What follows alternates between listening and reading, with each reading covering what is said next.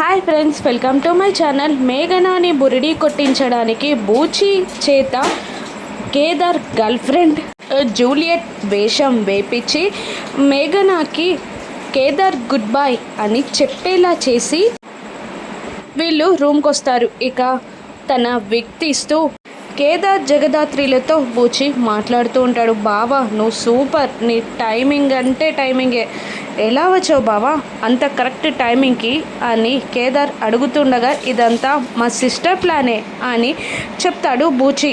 దాత్రియా, నువ్వెప్పుడు ఇదంతా ప్లాన్ చేసావు, అన్నయ్యకి ఎప్పుడు చెప్పావు అని అడుగుతూ ఉండగా మేఘన వచ్చినప్పుడు నేను కిచెన్లో ఉన్నాను కదా, అప్పుడే అన్నయ్యకి కాల్ చేసి చెప్పాను, అన్నయ్య వచ్చేసారు అని అంటూ ఉంటుంది జగదాత్రి. ఇక కేదార్ బూచిని ఏమైనా బావా నువ్వు మాత్రం ఈ గెటప్లో సూపర్గా ఉన్నావు అని అనగానే నన్ను లైన్లో పడతావా ఏంటి బామ్మర్ది, నేను కాచికి అన్యాయం చేయలేను అని జోక్గా అంటాడు. కేదార్ గుర్రుగా చూస్తాడు. మా సిస్టర్ ఫస్ట్ టైం నోరు తెరిచి హెల్ప్ చేయమని అడిగింది, అందుకే చేశాను, అది తప్ప అని బూచి అడుగుతుండగా అవును కేదార్, తాళి కట్టేయమంటే కట్టేయడమేనా అని జగదాత్రి అంటుండగా నిజంగా చెప్పాలా, నువ్వు తాళి ఇచ్చి కట్టమన్నప్పుడు నా గుండెలో ఎంత బాధ అనిపించిందో అని అంటుండగా అందుకే కట్టడానికి ముందుకు వెళ్ళావా అని వెటకారంగా అడుగుతుంటుంది జగదాత్రి. హలో మేడం, నువ్వే కట్టుమంది అని అంటాడు కేదార్. ఇక నేను డ్రెస్ మార్చుకొని వస్తాను సిస్టర్, ఇది ఈజీ టాస్క్ ఏమో అనుకున్నాను కానీ అమ్మో ఈ డ్రెస్సెస్ వేసుకోవడం అంత ఈజీ కాదు అని అంటూ వెళ్ళిపోతాడు బూచి. అప్పుడే సాధు సార్ నుండి ఫోన్ వస్తుంది.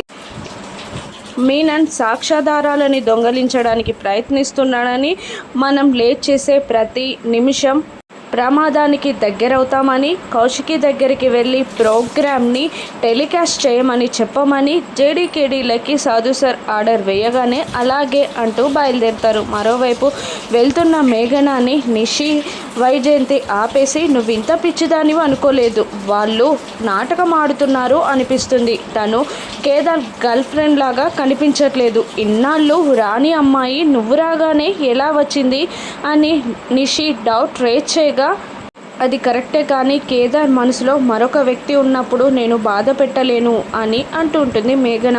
నువ్వు ఇంత పిచ్చిదానివని అనుకోలేదు, లవర్స్ అయినంత మాత్రాన విడిపోరా, విడిపోతే నువ్వు పెళ్లి చేసుకోలేవా అని అనగానే అవును కదా, మనమైనా విడగొట్టి నేను కేదార్ని పెళ్లి చేసుకుంటా, ఫస్ట్ వాళ్ళు లవర్సో కాదో కన్ఫర్మ్ చేసుకోవాలి అని మేఘన అంటూ మళ్ళీ కేదార్పై ప్రేమ ఆలోచననే స్టార్ట్ చేస్తుంది మేఘన.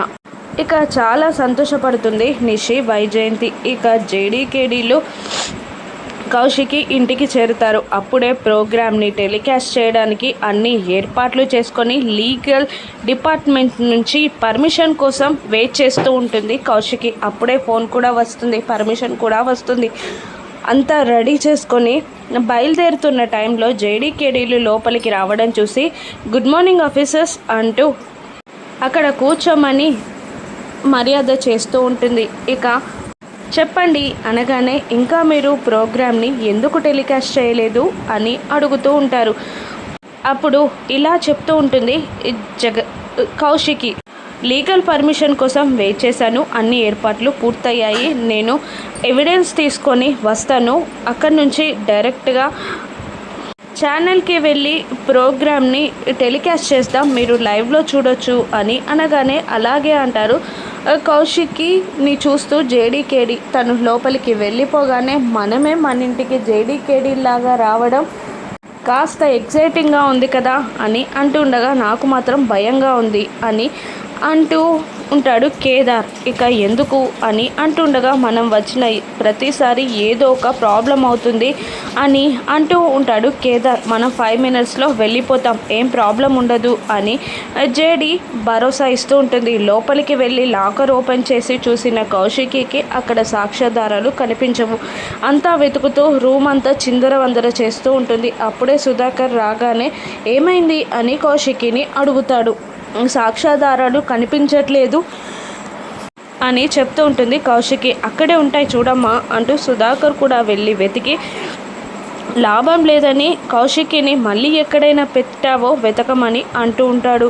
అయినా మళ్ళీ కౌశికి వెతికి ఎక్కడ లేవు బాబాయ్ అని టెన్షన్ పడుతూ ఉంటుంది. ఏంటి జేడీ కేడీలు ఎందుకు వచ్చారు అని అప్పుడే రూమ్లోకి వస్తూ వైజయంతి, నిషి, యువరాజ్ అడుగుతూ ఉంటారు. ఇక వీళ్ళేమీ సమాధానం చెప్పరు. ఏంటి అడుగుతుంటే సమాధానం చెప్పట్లేదు అని అనగానే, పవర్తో నిజాన్ని కొనాలి అనుకున్న వాళ్ళకి బుద్ధి చెప్పడానికి వచ్చారు, ప్రోగ్రామ్ టెలికాస్ట్ చేయడానికి వచ్చారు అని అనగానే వీళ్ళు ముగ్గురు షాక్ అవుతారు. ఏంటి అనగానే, జగదాత్రి వాళ్ళ అమ్మ కేసుకి సంబంధించిన సాక్ష్యాల గురించి ప్రోగ్రామ్ చేయడానికి వచ్చారు అని అనగానే, అంటే అవి నిన్నవి ఇచ్చి వెళ్ళారా అని అడుగుతుంటాడు యువరాజ్. ఇక నిషి, వైజయంతి, అంటే ఆ ప్రోగ్రామ్ నువ్వు చెయ్యాలి అని ఒప్పుకున్నావా వదిన?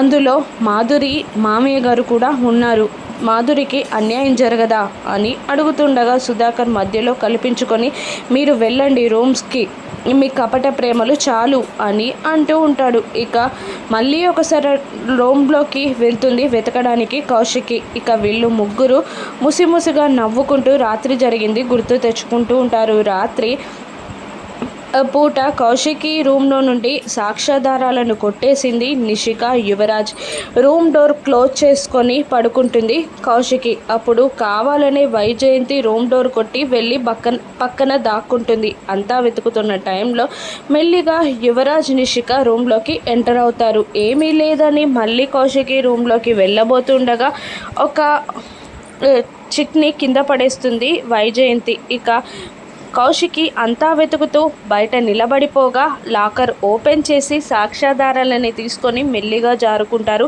నిషిక, యువరాజ్. కౌశికి రూమ్లోకి వెళ్ళిపోగానే వైజయంతి నిట్టూరుస్తుంది. అలా వాళ్ళు ఎవిడెన్స్ని కొట్టేస్తారు. ఇప్పుడు జేడీకేడీలకి సమాధానం ఏం చెప్తుంది కౌశికి? మళ్ళీ జగదాత్రి, కేదార్లు ఆ ఎవిడెన్స్ని ఎలా రాను ఎపిసోడ్స్లో చూద్దాం. Thank you for watching.